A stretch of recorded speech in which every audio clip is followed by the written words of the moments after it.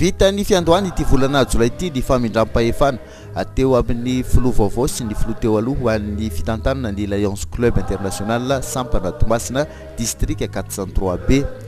Gerard Aimé Andrianasolo izy no nandimby any Zafisambo Jose Ruphin ny tantana tamin'ny taondasa fotoam-piasany 12 vita 12 zany iasany ity filoha vaovao ity. Misy tendro 10,000 lehibe any fandaranasa iasany mandritry ny taona iray manontolo ary fantoka betsaka amin'ny lafiny sosialy ny fiahina maolona ary indrindra ho an'ireo ankizy ny tanora mba ahafahany izy ireo manana hoavy tsara kokoa vokatr'izay ezaka iarahana amin'ny Lions Club izay.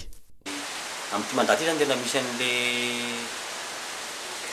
centenaire makaraza fahazatoana ny firenena Lions Club de maromaro ny projet atao eto a Tomasina mikasika ny centenaire io.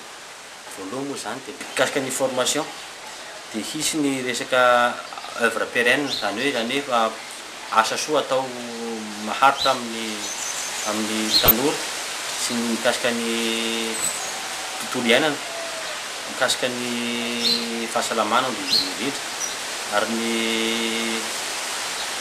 fifandraisana amin'ny zahay samy membre ary miankana zavony amin'ny fiarahamonina.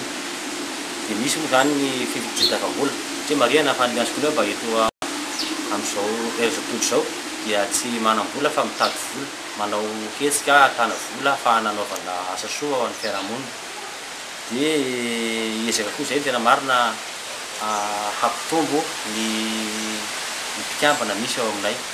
Manararaotra amin'izao passation de close zao iangatahana ny fiaraha-miasan'ny balala-talana eto a Tamatave indrindra moa de era Madagasikara na ny Dilambato mba pio ahafahanay hanana totosa zao adidy masinga satria miamendranay zao amin'ny fatotosana ny dididy amin'ny fiarahamonina. Tsara manamarika fa mankalaza ny fahazatotaonany zany ny Lions Club amin'ity taona ity ka amin'ny alalan'ny asa no entina manamarika izany.